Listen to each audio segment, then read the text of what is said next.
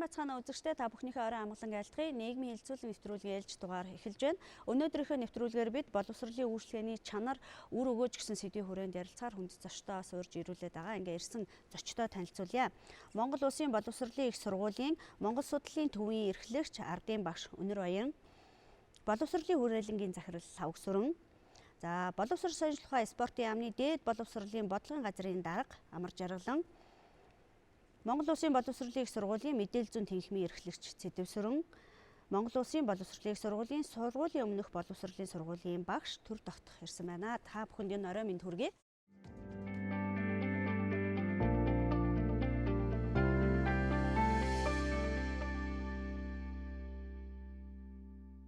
Тэгэхээр өнөөдөр яг боловсролын чанар, үр өгөөж ямар байгаа юм, бид ер нь ямар судалгаандаар суурилж яаж одоо чанар маань тийм байна, ийм байна гэж одоо бас үзэж байгаа юм бэ гэдэг л их чухал л да. Тэгээ би ер нь зүгээр аливаа асуудал салбарын тухай ярихдаа судалгаан дээр их үндэслэж ярих юмсан гэж боддгийн. Тэгэхээр би Савгсүрэнгээс эхлэе гэж бодож байна. Танаач бас нэг сүүлийн үед хийсэн нэлээд хэд хэдэн томоохон судалгаанууд байгаа тийм ээ, улсын хэмжээнд дайлангаа одоо залуучуудын камруулсан. Тэгэхээр энэ сурагчдыг камруулсан. Тэгэхээр энэ судалгаагаар ер нь ямар хөө дүр зураг, ямар үр дүн, бас их анхаарал татах үс зүйл нь юу вэ? Боловсролын хүрээлэн бол хэд хэдэн үндсэн чиглэлийн судалгаанууд хийж байна. Түүний дотор яг энэ өдрийн сэдвтэй холбогдуулж ярихад цөм хөтөлбөрийн хэрэгжилт, түүнд нөлөөлж байгаа хүчин зүйлийн судалгааг бид нар оны заагдаар хийлээ. Монгол Улсын одоо судалгаанд хамрагдах хангалттай хүрээнд хийсэн гэж ойлгож байна. Энэ судалгааны үр дүнүүдийг хараад үзэхэд бол цөм хөтөлбөрийн хэрэгжилтэн дээр бол бас анхаарах ёстой, бас авууштай, бас одоо цаашдаа бол дахин сайжруулах шаардлагатай гэсэн ийм үр дүнгууд гарч ирж байгаа. Энэ хүрээнд одоо бид сүүлийн жилүүдэд одоо ялангуяа сүүлийн саруудад бол энэ хичээлүүд цөм хөтөлбөрийн агуулгыг сайжруулах, зарим агуулгуудын давхцлуудыг янзлах тийм ээ, таарах, зарим агуулгууд бол хит хүндрэл өгөгдсөн байж байна. Зарим судалгаанууд дээр тэднийг бол зохицуулах, мөн одоо хүүхдүүдэд ачаалал, багш нарын ачаалал гэдэг асуудлууд бол сүүлийн одоо их хурлаарч яригдлаа. Манай яг боловсрол сонирхлогоо спортын сайд бол энэ дээр бас ач холбогдол өгж ирж байгаа. Энэтэй үед бол тэр судалгаагаар гараад ирсэн. Энэ асуудлыг бол зохицуулах тал дээр бол хүрээл нэлээд нарийн ажил хийж байна. Бид нар бол энэ 5 сарын сүүлч гэж яхад ерөөсөө судлагдахгүй мөр дээр одоо саяны асуудлуудын наривчлан гарсан тэр судалгаануудаар үндэслэж тодорхой хэмжээний агуулгын тохирцуудыг хийх ийм баг ажиллаж байна. Тэгээ энэ тал дээр бол бид нар одоо 2000 намраас одоо 9 сарын 1-ээс бид нар бол энэ цөм хөтөлбөрийн агуулгыг одоо тийм ээ тодорхой хэмжээний одоо сайжруулсан тийм одоо сургалтын үйл ажиллагаа явуулна гэж ерөнхий боловсролын сургуулиуд дээр хийгчээд нөгөө талаас бол хүрээлэн дээр бол энэ Монгол хүүхдийн хөгжлийн судалгаанууд хийгддэг. Энэтэй бас яаж уялдуулах вэ? Ерөн сургалтыг Монгол гэсэн өнгө төрхийг бол бид нар бас орчин үеийн сургалттай уялдуулж яаж зохион байгуулах вэ гэдэг асуудал бас одоо судалгааны хүрээнд үргэлж одоо тасралтгүй хийж байгаа ийм чиглэлүүд байна. Тэгэхээр Амар Жаргалан дараа ер нь бол боловсролын салбарт олон шинжилгэүүдийг хийх хэрэгцээ шаардлага байна гэдгийг салбарын сайд маань хэлж байгаа тийм ээ. Тэгэхээр энэ шинжилгээний хүрээнд хийж байгаа одоо жишээ нь Савгсүрэнгээ хэлж байгаа тэр цөм хөтөлбөрт өөрчлөлт оруулах асуудал энэ бол яралтай л одоо эх хичээлийн жил эхлэхэд хийсэн л байх ёстой баг. Тэгэхээр яг дээд боловсролын тухайтад багш боловсон өвчин бэлтгэх тэр одоо дээд боловсролын одоо боловсрол олгож байгаа тэр сургуулиудын чанар, хүртээмжийн асуудал, үр өгөөж бас ямар байна, тэндээс суралцсан төгсөж байгаа хүмүүс дээр бас үнэлт хийсэн юмнууд байгаа ах гэж бодож байна. Тэгэхээр саяны цөм хөтөлбөрийн агуулга дээр бас сонирхолтой судалгааны үр дүнгууд гарсан. Тухайлбал юм бол одоо яг сургууль, ерөнхий боловсролын сургууль багш нарын олгож байгаа тэр мэдлэгийн одоо интеграц гэдэг юм уу, хоорондын уялдаа ямар хичээлийг хэдгээр ангид нь ямар агуулгаар олгож ийнө гэдэг дээр бас нэлээд анхаарч ажиллахаар тийм дүр зургууд харагдчихсан. Өшөө энэ нөгөө багш нарын ачаалалтай холбоотой нэлээд багш нарын одоо өдөр тутам хийж гүйцэтгэж байгаа ажлууд, энэ яг үндсэн сургалтын ажлаас гадна одоо манай одоо хөгжлийн шинжилгээтэй бас холбоотой бодлого хөтөлбөр боловсруулах одоо цахим системд оруулах их мэтчил нэмэлт их ачаал ирж байна гэдэг нь бол харагдсан.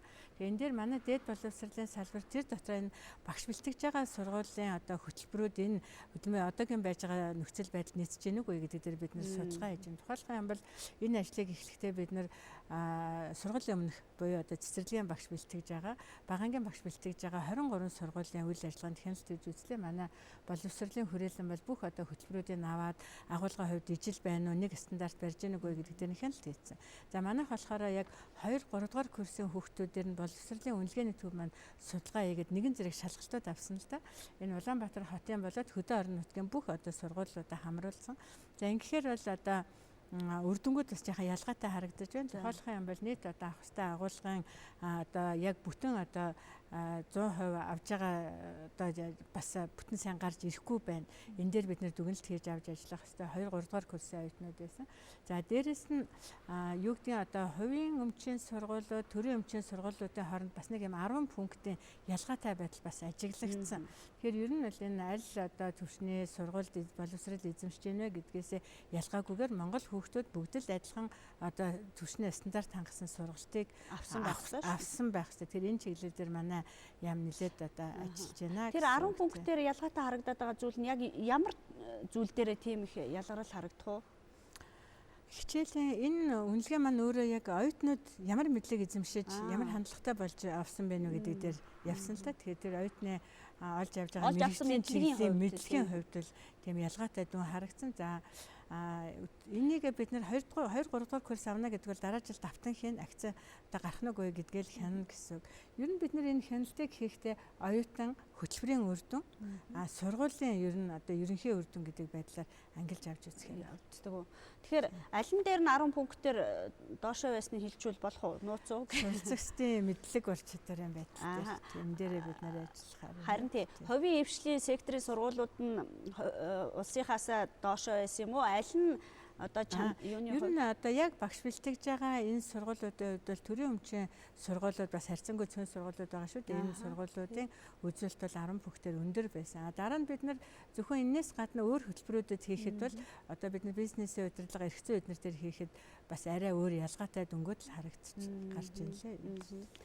За өнөр баян ардын багшаас би бол одоо шууд багшийн үнэлэмжийн асуудал ер нь багшийн ажил хөдөлмөр багш гэдэг тэр мэрэгжлийн тухайтад магадгүй одоо бидний 10 жилийн сурагч байх үед бол бидний одоо багш гэдэг хүний хүндлэх, багш гэдэг ажил мэргэжлийн хүндлэх тэр үнэлэмж их өөр байсан шиг санагддаг. Одоо бол одоо нэг хүүхдүүд бас хандлага ямар байгаа шалтгаалдаг юм уу? Эсвэл магадгүй тэр хүүхдүүдтэй ойлгуулж байгаа эцэг эхийн тэр буруу ойлголт эдгээр бас нөлөөлөд байна. Ер нь багшийн ажил мэргэжил үнэлэмжийн тухайд та ер нь юу бодож явдаг вэ? За баярлалаа. Гэхдээ зэрэг багшийн үнэлэмж гэдгийг одоо ярихын өмнө бол боловсрол гэж ер нь чухам юу юм бэ гэдгийг бол зөвхөн товч тодорхойлох хэрэгтэй. Боловсрол гэдэг бол аюулгүй улс орны хөгжлийн хөдөлгч хүчин шүү дээ. Тийм учраас бол боловсрол хөдөлгч хүчин юм бол тэр хөдөлгч хүчийг жолооддог хүмүүс нь бол багш нар. Тийм учраас бол багшийн үнэлэмж гэдэг ямыг бол юуны өмнө авч үзэхдээ бол их олон талаас нь авч бодох хэрэгтэй байна. Багшийн үнэлэмж бол бас цаг үеэр хэмжигддэг. Ягаад гэвэл зэрэг багшийн сургалтад гүйцэтгэх одоо энэ хүнийг хүмүүжүүлэх, хүнийг хөгжүүлэх үүсэд одоо гүйцэтгэж байгаа үүргээр хэмжигдэнэ. Тэгэхээр цаг үеийн таны хэлдгээр бол цаг үеийн одоо багшийн үнэлэмж бол бас харьцангуй өөр байсан. Өөр байхаас жаргагүй юм шиг байна. Өөр байхаас жаргагүй. Жишээлбэл нэг цаг үед бол шав төвтэй сургалтын хувьд бол багшийн үнэлэмж бол маань өндөр байсан. Дараа нь бол одоо энэ бүх нийтийн багш төвтэй сургалтын одоо үед бол багшийн үнэлэмж бол бас өөр. Тэр багшийн үнэлэмж бол юугаар хэмжигддэг гэдэг зэрэг бол нэгдүгээрт багш таатай орчинд ажиллах ёстой. Өөрөөр хэлбэл таатай орчинд ажиллах тэр нөхцөлийг бол бүрдүүлэх ёстой. Хоёрдугаарт нь бол энтэй холбогдуулаад юу хэлэх гэж байна вэ гэдэг зэрэг бол төр засаг багшийн үнэлэмжийг өндөр тавих хэрэгтэй гэсэн үг. Хоёрдугаарт нь бол сэтгэл зүйн их таатай орчинд бол багш ажиллах ёстой. Тэгэхдээ сэтгэл зүйн таатай орчин гэдэг зэрэг юу хэлж байна вэ гэдэг зэрэг сурах гэж байгаа хүн сурах гэж чин сэтгэлээсээ мэддэг. Багш нь бол тэрэндээ үнэхээр одоо юм өгөөйдөө мэдлэг олгоёдоо гэсэн юм сэтгэлийн орчин бүрдэж байж их сайн багш болно шүү дээ. Хоёулаа чин сэтгэлийн одоо эцсийн гуравдугаарт нь бол ялангуяа орчин үеийн сургалтанд бол тавьж байгаа их чухал шаардлага бол бүтээлч үеийн орчин гэж нэг их чухал орчин байна шүү дээ. Тэгтээ зэрэг энэ боловсролын бодлого төр засгаас авилж байгаа бодлого ер нь боловсролын хөгжлийн хандлагатай холбогдолтой нэг чухал зүйл бол энэ бүтээлчүүлийн орчин гэдэг бол орчин үеийн сургалтанд бол хамгийн их чухал тавигдж байгаа юм л да. Яагаад гэвэл зэрэг хуучин бол их мэдлэгтэй хүнийг бол боловсралтай хүн гэж үнэлдэг байл. Өнөөдөр бол мэдлэгээ бүтээл болгодог, мэдлэгээ одоо бүтээл хийдэг тийм хүнийг бол их сайн багш болгож үнэлж түгээж чаддаг мөн үү? Тийм учраас ялангуяа дорн дахны ард түмэн тэр тусмаа монголчууд бол багшийг үнэлэх, багшийн үнэлэмж бол их өндөр бай. Одоо ийм ард түмэн. Одоо ч гэсэн энэ одоо үнэлэмж бол муудаагүй байгаа гэж би боддیں۔ Ягаад гэвэл зэрэг буйны садан багшаас ангид бурхныг буурэ гэсэн юм сайхан үг өгдөө шүү дээ. Тэгтээ зэрэг бол бурхан ирэхээс өмнө багшигаа ирэл гэсэн юм санаа шүү дээ. Тийм учраас бурхан шиг хүнд хүнлэгддэг тийм хүн байхын тулд багш яах ёстой? Өндөр мэдлэгтэй байх хэрэгтэй. Өндөр ёс зүйтэй байх хэрэгтэй. Ер нь ёс зүй гэдэг бол энэ орчин үеийн сургалтын хамгийн багш хүний одоо хамгийн их барих ёстой зүйл шүү дээ. Ёс суртахуун, ёс зүй гэдэг юмыг одоо өнөөдөр манай сургууль хүмүүжүүлэх ухааны төвшинч гэсэн ер нь багш нарын төвшинч гэсэн энийг бас нарийн ялгаж үзэх хэрэгтэй байна. Ёс суртахуун гэж юу хэлж яах вэ зэрэг бол ажилдаа хариуцлагатай, шавьдаа хайртай, нийгмийн дотор бол өөрийгөө авч явдаг. Тэгээд энэ ялангуяа одоо багшийг хэлдэг шүү дээ. Багш гэдэг бол зөвхөн мэрэгжил биш ээ. Багш гэдэг бол аж төрөх ёс, амьдрах ёсны одоо ийм агуу их мэрэгжил гэж ингэж хэлдэг учраас багшийн мэрэгжил бол хаач байсан багш чигээр байдаг ийм мэрэгжил. Өөр газрын өөр мэрэгжил бол ажил дээр инженер байгаад гэртээ инженер байгаад гэж болдгоо. Багш бол бүхний нүүрэн дээр байдаг учраас хамгийн өндөр мэрэгжил гэж би ингэж боддог. За тэгвэл одоо яг өнөр оюун багштай бол хоёр багш маань санал нийлж гэнэ үү? Арай нэг өөр өнцгөөс нь бодит амьдралын нөхцөл байдалтай холбоо тайлбарлавал юу хэлэх бол гэж бодох юм. За багш гэдэг бол амьдралын багш тий. Тэгэхээр энэ үг бол ялангуяа манай цэцэрлэгийн багш нарын хувьд бол яхахгүй өнөөг энэ цэцэрлэгийн нас сургуулийн өмнөх нас бага нас гэдэг бол хүүхдийн яг нэг амьдрах арга ухааны суурийг тавьдаг нас. Тэгэхээр яг энэ дээр л багш яг манай цэцэрлэгийн багш нар яг энэ дээр л ажилладаг. Өөртөө үйлчлэг бусдад төвгөөгөр өөрөө бие авч явах чадвар тийм ээ. Ийм юм дээр ийм суурийг нь тавьж өгдөг учраас манай багш нар бол бас л амьдралын л багш болж чаддаг гэж ойлгож байна. За Цэдэвсүр багш. Багшууны хувьд бол тэр ёс зүй, ёс суртахууны асуудал бол хамгийн чухал юм зүйл. Дээрээс нь бол бас хандлагын асуудал байна. Тэгэхээр бид бол яг ер нь бол одоо багшийг бэлтгэж байгаа сургуулийн хувьд бол ер нь багшийн одоо тэр оюут багш болох хүүхдийн хандлагыг бол бас нэлээд одоо гоолж авч үздэг. Тэгэхээр ер нь сүүлийн жилүүдэд бол манай Монгол Улсын боловсролын сургуулийн хувьд тэр хандлагыг илрүүлэх тийм ээ. Хандлагыг үнэлэх тал дээр бас нэлээд ажлууд бол бас хийж байна. Өнөөдрийн сургалтын хөтөлбөр багш нарын маань явуулж байгаа хичээл сургалт яг төрөөс барьж байгаа сөөбийн бодлого дээр бас барьж байгаа бодлого эдгээр нь ер нь ямар байна? Эцэг эхчүүдийн бас хандж байгаа хандлага бас өөрчлөгдөж байгаа эдгээр зүйл байна уу? Тийм. Өнөөдөр сургуулийн өмнөх боловсрол тэр дундаа ерөнхийдөө сургуулийн өмнөх гэдгээ бол манай боловсрол сургуулийн өмнөх боловсролын хэмжээнд сургуульд орохоос өмнөх 1-2 жилийг авч үзээд байдаг. Тэгэхээр яг энэ маань одоо нөгөө бага насны боловсрол гэсэн төрсөн төр нөгөө хилээд олсон цагаас эхлээд яригддаг асуудал тийм олон жилийн асуудал болж байгаа. Тэгэхээр энэ яг насанд болохоор яг нэг хоёр зүйлийг чухалчилж авч үздэг. Юу гэхээр сүүлийн үеийн дэлхийн тархины судалгаагаар бол тархины судалгаа бол маш их, тархины хөгжлийн судалгаа бол маш их нарийн өндөр хөгжиж байгаа. Тэр тархины хөгжлийн судалгаагаар бага насны үе яагаад чухал вэ гэдгийг бол маш тодорхой баталж өгöd байгаа. Тэгэхээр энэ тархины хөгжлөөр бол бага насанд одоо Джеймс Хакмины тийм судалгаа байдаг л да, эдийн засгийн Нобелийн шагнал хүртсэн. Тэр хүний судалгаар бол бага насанд боловсрол олгохтон зориулсан хөрөнгө оруулсан $1, насанд хүрсэн хойно оруулаад яг тэр хэдийн хэмжээний бага насанд олж авах гэж байгаа тэр мэдлэг чадвар хандлагыг олж авахд зориулах юм бол $9 болж өсдөг гэсэн. Яг энэ баталгаа гаргаж ирснээр энэ хүн бол Нобелийн шагнал хүртсэн байдаг. Тэгээ яг энэгээр ингээд бодоод үзэхэд хүртэл бага нас гэдэг бол эдийн засгийн хувьд маш чухал нас байж байдаг. Хоёрдугаарт нь хэлэх юм бол тархины хөгжлийн судалгаагаар үзэхэд бага насанд бол хүний тархи бол хамгийн уян хатан хөгжиж байдаг. Тэгээ хамгийн олон юмыг амархан хүртэж байдаг, хүлээж авч байдаг, тэрийг амархан дасгаж байдаг, эсвэл буцаагаад амархан мартаж байдаг. Ийм уян нас, уян хөгжилтэй үе байдаг. Тэгэхээр яг энэ үед нь бид нар зөв хүүхдийн хөгжлийг зөв талаас нь дэмжиж, зөв одоо хөрөнгө оруулалтыг, зөв дэмжлэгийг үзүүлж чадах юм бол энэ насанд бол энэ насны хөгжил бол тухайн цаашдынх нь амьдралынх нь нас юунд бол тухайн хүний амьдралд бол маш чухал үүрэгтэй байдаг гэж үздэг. Тэгэхээр Тэгэхээр манай өнөөдрийн сургуулийн өмнөх манай орны сургуулийн өмнөх боловсролын юунд болохоор одоо цогц хөгжил гэж авч үзээд байгаа. Яг энэ бол манай сүүлийн үед сургуулийн өмнөх боловсролд гарч байгаа нэлээд томоохон өөрчлөлт гэж ойлгож болно.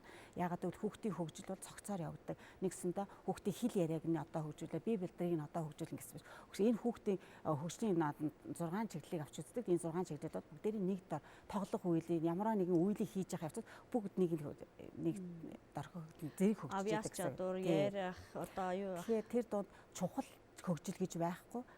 Бүгд чухал гэсэн үг. Бүгд биш хөгжил гэж байхгүй гэсэн үг тийм ээ. Тэгээ бүгдийн зэрэгцүүл бүгдийн энэ тэнцүү авч үзчихэж өнөөдөр бид нар хүсээд байгаа амжилттай иргэдийн суурийг болоод энд тавьж чадна гэж тийм цогцт нь авч үзэж байгаа гэдэг авч. Саяхан 4 сарын 27-28-нд эрдэм шинжилгээний олон улсын хурал болсон тий. Тэгэхээр ер нь энэ эрдэм шинжилгээний хурлаар бас гол хүндсэн онцлог илүү манад бас аваад тий үлгэр жишээ болгоод авчих тийм нөхцөл хэрэгцээ шаардлага байгаа зүйл нь юу гэж харагдчихсэн. Тэндээс ер нь манай боловсролын салбарынхан юу олж авсан болол гэж асуух гээд байна л да. Тэгэхээр 4 сард Монгол Улсын боловсролын их сургууль боловсролын үйлчлэгээний чанар үр өгөөж гэдэг нэртэй олон улсын эрдэм шинжилгээний хурал зохион байгуулсан.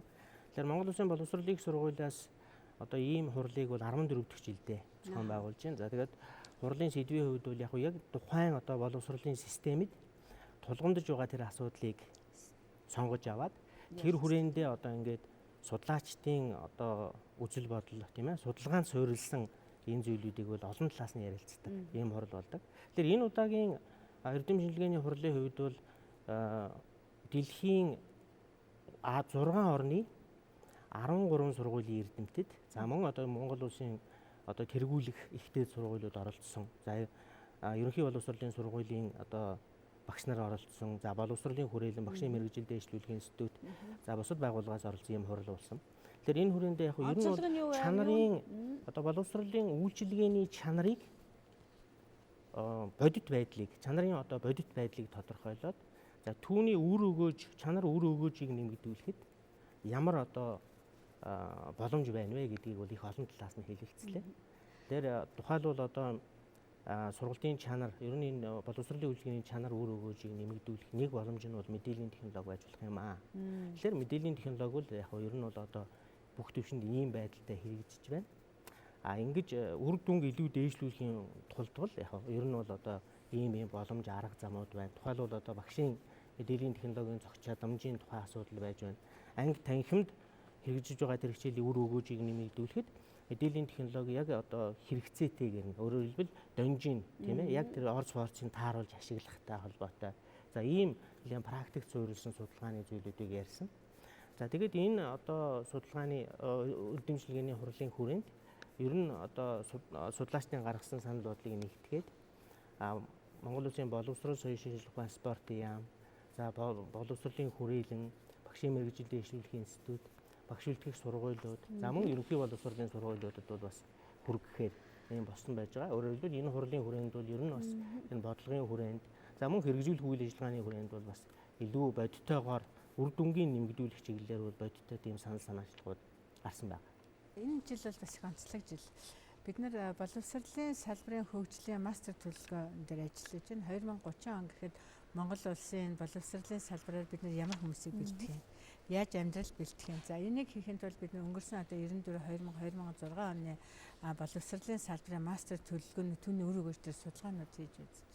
За ер нь яг анхны одоо тэр нийгмийн одоо шилжилт явагдсан 90-ад оны дараах ба 94 оноос хийгдсэн тэр мастер төлөвлөгөөний хэрэгжилтийг харах юм бол боловсролын салбар одоо хүссэн үр дүндээ хүрж ирсэн байна. Сүүлийн мастер төлөвлөгөөний хэрэгжилт гэдэг юм энэ 2006-аас 2015 оных төр бол бид нарт бас одоо зайлшгүй анхаарах, шинээр олж харах ийм шаардлагууд гарсан. Яагаад гэвэл боловсролын ерөөсөө дэлхийн ертөнцийн маш хурдтай өөрчлөгдөж байна. Шинэ 90 зуунд бид нөх хөөх залуучуудтайгаа одоо улс нийгмээр орох одоо аж үйлдвэрийн 4-р хувьсгалын хүний хөдөлмөрийг оролдог маш олон одоо хиймэл оюун ухаан техник хэрэгслүүд гарцсан үед залуучууд юу сурсан байх вэ гэдэг дээр бид нэгдүгээрт анхаарах хэрэгтэй. Хоёрдугаар гэмэл ер нь бодлогын үед бид энэ боловсролын чанар гэдэг маань өөрөө олон талын одоо хамтын ажиллагаа өөр багш байна, оюутан ямар байх хэвээр чанартай одоо сайн сурах ирмэлзэлтэй өөрөө тийм багш болох үз хандлагатай тийм хүүхдүүдийг авч сургах гэдэг бол бас манай тавьж байгаа бодлого. За энэ хүрээндээ одоо ямнаас барьж байгаа бодлогын хүрээнд бид сүүлийн жилүүдэд энэ элчтэр хэл шалгалтын дээр өндөр оноо авсан хүүхдүүдийг багшаар одоо сургалтын төлбөрийг нь чөлөөлөх, тэтгэлэг болгох ийм ажлууд хийж байгаа л да. Тухайлах юм бол одоо 650-аас дээш оноо авсан хүүхдүүд бол сургалтын төлбөрийн 75%, 750-аас дээш оноо авсан хүүхдүүдэд 100% ингээд тэтгэлэг олгодог. Цаашаа суралцж явах явцдаа энэ хүүхдүүдийн одоо голчоонд 3-аас дээш байх гэсэн ийм одоо арга хэмжээ авахар бид засгийн газрын хуралдаанд ойрын хугацаанд оруулахар бас ийм өөрчлөлтүүдийг хийж байна. За нөгөө талаасаа энэ 3 уялдаатай асуудал байгаа. Нэг талаасаа санхүүжилтийн хэмжээ буюу өртөг, нөгөө талаасаа хүртээмж, нөгөө талаасаа энэ чанар гэсэн ийм 3 асуудал. Тэгээ манай энэ орны хувьд ялангуяа энэ саяны хурлаар яригдсан зүйл дээр энэ хүртээмжийг нэмэгдүүлэх, өртгийг бууруулах боломжтой энэ мэдээллийн технологи цахим орчноор одоо дамжуул бид цаг хугацаа, орон зайг одоо хэмнэсэн ийм чиглэл рүү нэлээд явж байна л да. Энэ чиглэлд яригдсанараа бас энэ хурдлын чухал онцлог байсан гэж ингэж харж байгаа. Онцлог жил байна гэдэг. Энэ жил бол Монгол Улсын багш нарын 7 дугаар хурал саяхан хуралдааны хамжилтаа зохион байгуулагдлаа.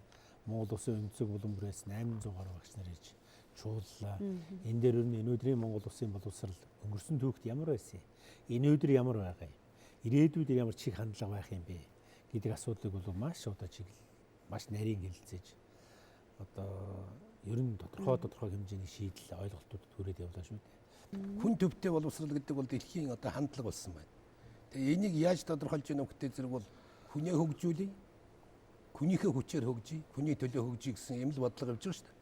Тэгтээ зэрэг бол ерөөсөө багш хүний боловсролын бүх байгууллагын эцсийн зорилго бол ирээдүйн авч явах, ирээдүйн ачааллыг дааж чадах, ирээдүйд одоо ажиллаж чадах тийм хүмүүсийг л бэлдэх ёстой шүү дээ. Тийм учраас бол багшийн боловсролын байгууллага, багшийн үйл ажиллагааны эцсийн зорилго бол ирээдүйн хөгжсөн хүнийг л бид харах ёстой, томьёолох ёстой.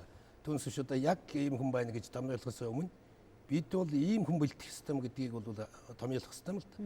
Тэгж байж одоо бид боловсролыг авч явах ёстой. Ер нь бол нийгмийн хөгжлийн чинь хамгийн эцсийн гол баялаг бол энэ хөгжсөн хүн шүү дээ. Уул уурхаа биш. Өөр зүйл биш. Тийм учраас хөгжсөн хүнийг л одоо боловсруул бэлтгэл одоо зорилготой шүү. Би энэ нийгмийн түүчэлэгч, тэргүүлэгч субъекттэй гэдгийг ойлгоцсон. Тэгээд яг тэр талбарт одоо ингээд зэвсэг бариад ороход бэлэн тийм одоо хүнийг олноор бий болох юм бол магадгүй энэ боловсролын салбарт илүү манлайлагч байх чанараа алдахгүй байх гэж бодоод байгаа юм л да. Тэгэхээр энэ хөшүүргүүд нь ер нь юу юм? Би тэр нэг 6 дугаар их хурлыг шууд амжуулсан сэтгүүлчихгүй юу? Тэгж яхад бол хөөрхөдөө хүмүүс хэдэн багш нар маань яхаа аргагүй нийгмийн асуудал нь хүнд гэдэг нь айгүй харагдж байгаа. 800 төлөөлөгчийн бараг л тэр 70-80% нь л дандаа нийгмийн асуудлаа ярьсан. Ийм цалин мөнгөний асуудал байна, ийм байр орон сууцны асуудал байна, ийм одоо нэмэгдэл цалингийн асуудал байна л гэдээс. Ингээл давтамжтай орж ирээд лсэн байхгүй.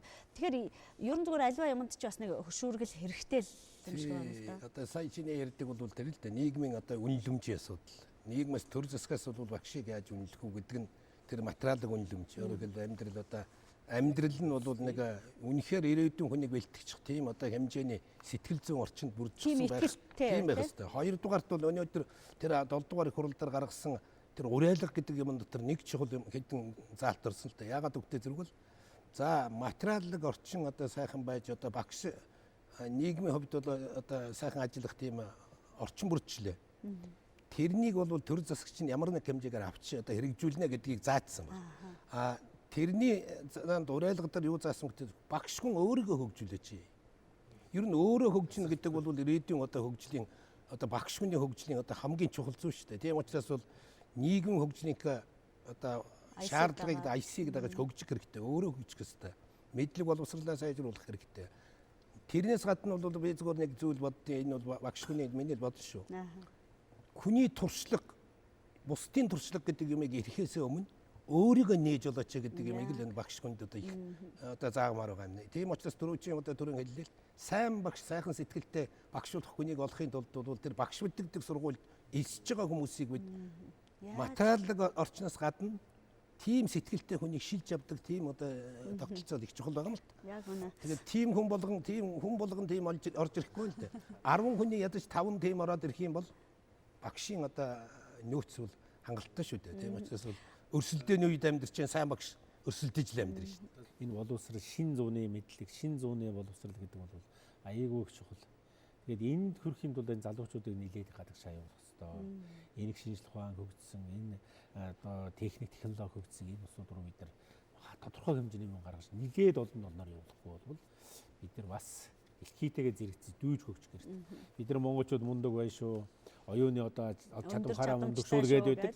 Юм бүтээх, бий болгох тал дээр бол тэр инновац бүтээх тал дээр үнэхээр онцгой шаардлагатай байна. Яг энэ гэлдэг шиг. Дэлхийн нэг том судалгаа гарсан байна шүү дээ. Монголчууд бол оюуны одоо IQ гэдэг юм одоо тэр чадвараараа дэлхийд бол эхний 10-д орж байна шүү дээ. А гэтэл бүтээх чадвараараа 100 гаруй 100 хэд рүү явж байгаа байхгүй. Тэгэхээр миний түрүү яриад бүтээлч хүнийг л бэлдээ. Тэр бэлдэхийн тулд багш сайн бай. Тийм хүнийг одоо хөгжүүлдэг тийм багш нарын одоо төвшөнд бол одоо сайн байх ёстой л гэсэн тийм л хандлага бол ер нь одоо маш чухал байна л. Яг энэтэй уялдаад багш одоо сүүлийн жилд манай нэг нэлээд шүүмжил дагуулж байгаа юм бол сүүлийн 10 жилд бараг нэг хөтөлбөр их өөрчлөлтөө гээл одоо асуудал үүсчихээл одоо энэ зөв хөтөлбөр гээл ингээ ярьж байна. Энэ дэр бол тэр хувь хүний хөгжлийн асуудлыг хангах гэсэн том үзэл баримтлалаар энэ хөтөлбөр явж байгаа. Тэгэхээр одоо дашрамд бид нар түрүүн бас нэг ярьчих шиг боллоо. Энэ цөм хөтөлбөрийг өөрчлөх тухай асуудал одоохондоо яригдахгүй. Энэний агуулгыг өшөө сайжруулах. Өшөө жоохон тийм ээ илүү үр дүнд хүрэх тал дээр нь. Тэгээ ялангуяа энэ цөм хөтөлбөрийн хэрэгжилтийг дэмжих тал дээр бол боловсролын хүрээлэн, боловсролын яамнаас, бодлогын газруудаас нэлээд их одоо энэ жил дараа жилүүдэд бол маш их одоо тийм дэмжсэн ажлуудыг хийх ёстой маа гэсэн юм чиглэл хандлага байж байгаа. Багш нарын холбоо, үйлдвэрчний эвлэл, засаг төр зэсэг ингэж хамтарч аль аль талаас асуудлаа нэг дор ярилцаж чадсанараа энэ одоо 7 дугаар эх хурл багш нарт ач холбогдолтой бодлогын талаас харах юм боломжийг бүрдүүлсэн. За нөгөө талаасаа ихээр энэ эх хурлаас гарсан шийдвэрүүдээр сая багш маань хэллээ. Ер нь энэ боловсрол өөрөө ингэж өөрчлөгдөд байхад боловсролд хандах хандлагууд их өөр болох юм. Бид нар одоо педагог гэдэг юм заах арга зүй талаас нь ярьдаг байсан бол одоо энэ зөвхөн одоо хүүхдүүдийг сургахаас гадна багш хүн бол энэ насанд хүрэгчдийг хөгжүүлэх, шинэ ур чадваруудыг хөгжүүлэх тал дээр энэ насанд хүрэгчдийн боловсролын асуудал яригдж байна. За түүнээс гадна яг өөрөө өөрийгөө хөгжүүлдэг энэ одоо арга зүйдээр манай яам хүрээлэнгийн хувьд бол ажиллах ийм шин чиглэл болсон. Түүнээс гадна материалын орчныг ер нь бүрдүүлэх тал дээр яам энэ жил бас нэлээд их онцгой ингэж ажиллаж байгаа. Тухайлбал юм бол Улаанбаатар хотод ихэд одоо 100-аад сургууль цэцэрлэгийг энэ онд одоо хамгийн өндөр хөрөнгө оруулалт бол шаарддаг. Энэтэй уялдаатгаар сайхан манайд бас энэ нийслэлийн боловсролын газраас хүсэлтүүд ирсэн.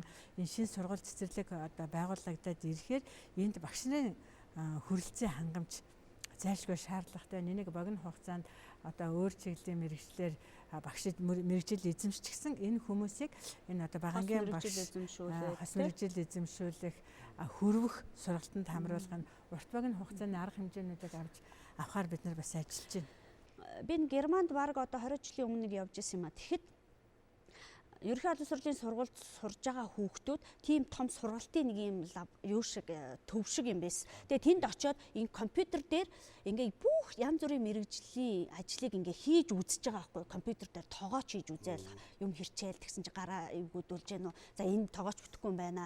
Би нэг одоо менежер хийж гэдэг юм уу. Эсвэл компани ч болж үзээл. Ингээд би юуг илүү чаддгийм бэ гэдгээ эхлээд хүн өөрөө олох ёстой болчихж байгаа байхгүй. Тэгжээж нөгөөдөг чинь дур сонирхолтой цаанаас нь өөрөө бас чадаад байгаа болохоор илүү урам орох, илүү амжилт гаргах тэр үе таалга нэгдэг юм болов. Манайд одоо жишээ нь тийм би ер нь юу чаддгийм бэ гэдгийг мэрэгчлээ сонгох тийм тэрэн дээрээ ажиллаж үзэх тийм төв мөв байна уу? Байгууллагын одоо Монтессори цэцэрлэг гэдэг бас нэг одоо дээр үеийн монголчуудын арга дотор шүү дээ. Бид нэр төсөөлөн бодох чадвар ер нь их сайн суулгаж байсан байгаа. Ахын орчинтойгоо ярилцаа. Одоо юу гэдгийг тэр эд юмсыг бусад зүйлээр төсөөлүүлэн харах гэдэг юм амьдрал ахын бэлтгэгддэг. Тэр хүний өөрөө тархины хөгжил маш их сайнаар ингэж нөлөөлдөг. Алсыг харах тийм бүтээлч байх чадваруудыг суулгадаг.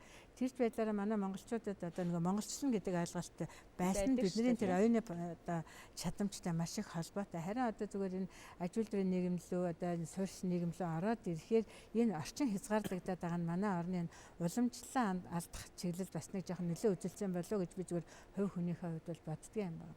За энэнийг одоо бодлогын хувьд бол манай яамнаас сургуулиудад бага наснаас STEM боловсрол гэж яриад шүү дээ. Тэгээ шинжлэх ухааны технологийн мэдлэг олгодог ийм боловсролыг хөгжүүлэхээр бид нар бас ажиллаж байна. За түүнээс гадна ахлах ангируу ороод ирэхээр мэрэгжлийн чиг баримжаа олгох төрөлцсөн одоо сургуулиудыг хөгжүүлэхээр бодлого явдаг. За бид нар нодлонгоос бол энэ ажил мэргэжлийн чиг баримжаа олгох ийм одоо хөтөлбөрийг нийгмийн одоо чиглэлийн ажил хийх мэргэжилтнүүдийг Монгол улсын их сургууль дээр магистрийн түвшинд бол бэлдэж эхэлсэн байгаа. Тэгэхдээ ер нь хүнд ур чадвар олгоно, амьдрах ухаан олгоно гэдэг бол одоо нэг хичээлээр ч юм уу нэг хүнээр алгагддаг. Өөрөө цогцоороо тухайн одоо сургалтын хөтөлбөрт байгаа бүх хичээлүүд нийлжиж энэ одоо системтэй гүн бат мэдлэг дээрэс нь хувь хүний тийм ур чадваруудыг олгодог л доо. Тэгэхээр манайчил мэрэгжлийг яаж сонгуулж ийнө гэхдээ зэрэг үндсэндээ ирээдүйд гараад ажлын байр олдох юм уу өндөр цалинтай ажил хийх юмсан гэсэн тийм сэтгэлгээ хүн болгоны тэрхэнд орцсон ба шүү дээ. Тийм учраас бол одоо энэ мэрэгжлийг яаж сонгох юм гэдэг багш сургууль эцэг их хамтарч энийг шийдэж явах хэрэгтэй болохоос биш. Эцэг их нь одоо тийм дор ийм сургууль марг юм итгэхгүй тэр хүүхдийг бол энийг чадна энийг чадахгүй гэдэг сургууль мэддэг мөртлөө эцэг ихэд бол тэрнийг ойлгуулдаг ухааруулдаг тийм юм бол манад их бага байна л. Жишээлбэл Германд одоо Германд гэж ярьлаа. Германч нь бол 7 дугаар анги төгсөх ч юм уу одоо тэр суур боловсрол төгсгөлөөр танаа хүүхэд бол одоо ингээд сайхан мужаан болох юм байна шүү. Тэрнийгээр нь одоо энэ цаашаа 9 10 дугаар ангид сурч хэрэггүй гэдэг ингээд зэрэг ийм учраас гэдэг ингээд зэрэг эцэгхэн зүйтэй гэдэг ингээд аваад үздэг нь манай айгүй бол танаа хүүхэд мужаан болох юм байна гэхлээр манай хүүхдийг доромжилж чинь гэж ингээд ийм сэтгэлгээ өсөж байгаа байхгүй. Уг чанартай хүүхэд юу чадах тийм сэтгэл зүйн бие болдрын одоо цаанаас өгсөн авьяас байна. Тэрнийг нь эцэгтэй хамч нээгээд тэгээд ийм мэрэгжил эзэмшүүд гэдэг ийм юмыг сэтгэл зүйн хувьд бол их тэр чинь л одоо нөгөө яг бүтээлч хүн бий болгож нийгэмд өөрийн хувь нэмрээ оруулж өөрийнхөө амьдралын чанарт өөрчлөлт гарах хүн юм хийж чадж байгаа юм чинь хүсэл зориг чин сэтгэлээсээ хийж байгаа юм чинь амжилт гаргахын дамжиггүй тэгээд одоо ёстой нөгөө амьдралд хэрэгтэй байгаа мөнгө олохын дамжиггүй шүү дээ. Надад нэг тийм л юм л хэрэгтэй. Хүүхдүүд би одоо жишээ нь 11-р ангийн охинтой л доо ээжээ би одоо уул нөгөө инженерийн сургуульд явдгийн тэгсэн мөрчлөө ээж би одоо инженерээрээ явах юм уу эсвэл одоо нийгмийн ухааны салбараар явах юм уу гэж одоо ч л надаас асуугаал байгаа байхгүй. Ганцхан жил дутуу байна. Тэгсэн мөртлөө өөрийг харахаар би бол нэг үгүй би бол ингээд чи бол нийгмийн ухааны хүн гэж мэдээд байгаа байхгүй. Ямар нэгэн тийм харагдаж байгаа дэр. Гэтэл би чи инженерийн сургууль сурж байгаа шүү дээ. Шинэ Монголын технологийн коллеж тэгээд ингээд байгаа. Гэх мэтлэн тэгтээ магадгүй инженер болох ч юм уу гэдгийг би бол мэдчмээр л байгаа байхгүй. Тэгээд нэг юм дээр ажиллаулаад үзчмээр байдаг. Тэгээд тийм бааз суурь нь байхгүй ах шиг санагдаад байдаг. Энэ бол одоо яг сэтгэл зүйн сая багшийн хэлж байгаа шиг юм сэтгэл зүйн онцлогоо ур чадварын онцлогоонууд хийгдэх ажлууд манай сургуулиуд дээр хөгжсөн тий. Одоо ер нь эхэлж байна. Монгол улсын боловсрол одоо эхэлж байгаа. Одоо манай хүүхдийн онцлог ажлууд сургалтын агуулгад бас нэлээд олон жил оролцсон. Энэ маш чухал юм байж байгаа байхгүй. Манай чинь сургалтын агуулгыг 4 жил болоод зүгээр одоо өөрчлөлт байдаг. Одоо бол цөм хөтөлбөрийн агуулгыг өөрчлөхгүй юм байна. Боловсрон гуулах юм байна. Энэ бол боловсролын одоо ялангуяа үр өгөөжинд бол хамгийн чухал зүйл байхгүй. Тийм учраас одоо ихтэй сургууль одоо ерөнхий боловсролын сургууль, сургуулийн өмнөх боловсролын сургууль энийг бол боловсрон гуулгаж тасралтгүй 10 ядаж 10 жилийн дараа 12 жилийн үр дүнгийн үздэг тийм л төвшний тогтвортой боловсрол хэрэгтэй шүү дээ. Ер нь тогтвортой хөгжил гэдэг юм бид хийх хэрэгтэй юм. Тогтвортой хөгжил гэдэгтэй холбоотой саяхан энэ 4 сарын хурал дээр би нэг судалгааны ажил хийж жижигхэн судалгаа хийж яасан л да. Тэрэн дээр юу гэсэн гэхээр ер нь бол дэлхийд дахинд тэр судалгааны ажил төр орхиод нэг ярихад бол дэлхийд дахинд сургуулийн өмнөх боловсролын чанарыг үнэлэх хэмжих нэг хэмжээ шалгуурны нэг нь болохоор бага насны бичвэсгийн боловсрол байдаг. Тэгэхээр өнөөдөр манай багш нарын хувьд ч ээж аав нарын хувьд ч бичиг үсгийн боловсрол гэхээр уншиж бичих тухай ойлгож яваад байдаг. Гэтэл бага насны дээр яг уншиж бичих тухай асуудал ш. Уншиж бичихэд суралцах, уншиж бичихэд бэлэн болох гэсэн ойлголтоор ингэж явж байдаг. Тэр нь маш энгийн бичиг үсэг хоёр, бичиг зураг хоёрыг ялгадаг. Бичгийг урдаас нь хойш нь уншдаг, тийм ээ. Энэ үг ийм авиа авиагаар эхэлж ийн, энэ авиа урт болж ийн, богинохон дуудаж гэсэн маш энгийн юмнууд байж байгаа. Тэгээд тэрэн дундаа хамгийн чухал хоёр үзүүлэлт нь юу гэхээр унших, бичих сонирхол байдаг. Тэгэд яг энэ хүүхдэд яг ер нь доктортой хөгжил гэж ярих юм бол ер нь хүний хөгжлийг яг өөрийнхөө тэр хэрэгцээг мэдэрсэн үед тэр хүн тэр юмыг суралцдаг. Тэрнээс биш хөндлөнгөөс нь чи энийг сурах ёстой гэхээр хүүхэд яадгүй тэр хүний саналыг нь хөслийг нь хангахын тулд нэг удаа хийсэн болоод өнгөрдөг. А гэтэл тэр хүн насан турш чинь өөрөө сэтгэл хангалуун байдаг боловч хүүхэд өөрөө маш дургүй болох, дотгалзах, хүчээр хийсэн болохоор тийм дотроо маш их эгдүүцэх тийм бухимдах гэсэн тиймэрхүү юмнууд үүсэж идэг. Тэгэхээр яг энэ хэрэгцээг нь үүсгэх, хэрэгцээг нь орчноор нь мэдрүүлэх, хэрэгцээг нь бид нар харилцаагаар мэдрүүлэх замаар л ингээд хүүхэд өөрөө хэрэгцээгээ цаашаа би ингэх ёстой юм байна. Цаашаа би ингэх ёстой юм гэдгээл багаасаа ингээд өөрийнхөө хэрэгцээг мэдрээл ингээд яваад байх юм бол энэ доктортой хөгжлийн нэг хамгийн суур юу болох вэ гэж би өөрийнхөө салбарын хувьд ингэж бодож идэг. Тэгэхээр тэр бааз суурийг л би болгомоор л санагдаад байт юм л да. Төрөний миний тэр Германы жишээг яриад байгаа тэр бүх мэрэгжлийг хийж үзмээр байгаа хгүй тэр хүүхэд мэрэгжлээ сонгохоос өмнө тэгээ алийг нь илүү сонирхож гин, алинд нь илүү гоё илүү чадаж гин гэдэг нь л их чухал. Зэлбэсэр багш энэ ер нь энэ мэдээлэл технологийн 90 үеийг явагдаж байгаа энэ цаг үед бол яг энэ мэдээлэл технологи дээр суурилсан энэ боловсрол олголт гэдэг юм уу тийм ээ Боловсролын хүртээмжийн асуудал, боловсролын үйлчилгээний асуудлыг сайжруулах гарц шийдэл нь ер нь юу вэ? Тэгэхээр мэдээллийн технологийн хувьд бол ер нь одоо энэ боловсролыг илүү хүртээмжтэй болгох. За тэгээд ер нь одоо ингээд өөрийнхөө яг хүссэн тэр орчноос за яг дадал болсон тэр одоо зүйлүүдтэйгээ тэр орчноос суралцах боломжийг нэлээд одоо олгож байна. Тэгэхээр энэ утгаараа бол одоо дэлхийн олон улс оронд бол мэдээллийн технологиг бол энэ боловсролын хүртээмжийг нэмэгдүүлэх, ялангуяа одоо сурах сонирхлыг өдөөх энэ хэрэгсэл юм а гэж үзээд судалгаанууд хийгдэж байна л да. Тэгэхээр яг ер нь Монгол улсын хувьд бол яг мэдээллийн технологийн орчин бас харьцангуй энэ талаар бол анхаарч төрийн одоо бодлого боловсруулдаг энэ байгууллагууд бол хийсэн байдаг. Тэгэхээр тэрний нэг жишээ нь бол 2015 онд бүх одоо багш нар бол компьютерцсэн явдал байгаа юм л да. Тэгэхдээ энэ дээр яг ер нь бол ингээ хүртээмжийг нэмэгдүүлэхийн тулд энд бас орчноос гадна одоо багшийн хэрэглээний чадамж тийм ээ. За тэгээд тэр мэдээллийн технологийн ерөнхий дид бүтц. Тэр ерөнхий дид бүтцийн нэг жижигхэн хувилбар болох тэр одоо сургуулийн мэдээллийн технологийн дид бүтц энтрийг хамт харж хийх ёстой байдаг. Тэгэхээр энэ утгаараа бол яг ерөнхийдөө компьютер хүмүүсийн багш нарын компьютержүүлсэн боловч тэгээд яг түүнийг одоо тэр сургалтын өөрөө хөгжихнийг хэрэгсэл хүүхдийг хөгжүүлэх хэрэгсэл болгох энэ боломж нь бас одоо тийм ээ ялангуяа одоо хөдөө орон нутгийн одоо төвшөнд бол харьцангуй доголдсон ийм асуудал бас байгаад байх шиг байна. Тэгэхээр ер нь бол аливаа улс орн бол тэр гурван зүйлийг л харж игээд байгаа юм. Тэгээд ер нь бол одоо энэ багш нарын ялангуяа багш нарыг тэр одоо өөрийнхөө тэр ажлынхаа орчноос суралцах энэ боломжийг бол мэдээллийн технологи илүү олгож байна л да. Энэ утгаараа бол сүүлийн жилүүдэд яг манайд анхаарал хийж байгаа зүйлүүд бол бас нэлээд байдаг. Гэсэн хэдий боловч яг одоо анги танхимд мэдээллийн технологиг хэрэглэх одоо орчин үед бол ер нь бол одоо зүгээр мэдээллийн технологиг сургалтанд хэрэглэх асуудал биш. Тэр мэдээллийн технологиг яг тэр суралцагчийн хүсэл сонирхол тэр сонирхоод байгаа зүйл тийм ээ энэ боловсролыг илүү чанартай болгоход хэрэглэх энэ талын одоо бодлогоодыг бол их хэрэгжүүлж байна л да. Бол тухайлбал энэ одоо ЮНЕСКО-гоос хэрэгжүүлсэн одоо тэр бодлого дотор ер нь одоо чанар чансааны тухай зүгээр дид бүтцийн тухай юм уу те энгийн төвшөнд хэрэглэх тухай яриа биш болчлоо. Ер нь одоо яг анги танхимд хэрэглэж байгаа тэр одоо мэдээллийн технологийн чанарын тухай яриа. Багшийг яг тэгж хэрэглэх тэр чанарын тухай яриа хэрэгтэй боллоо гэж үзээд. За тэгээд энэ улс орнуудад бол багшийн мэдээлэл харилцаа холбооны технологийн зохиц чадамжийн стандартын одоо бодлогыг бол хэрэгжүүлж байна. За тэрний нэг шинээр хэрэгжүүлж байгаа орны тоонд бол манайх ороод ингэж явж байна л да. Тийм.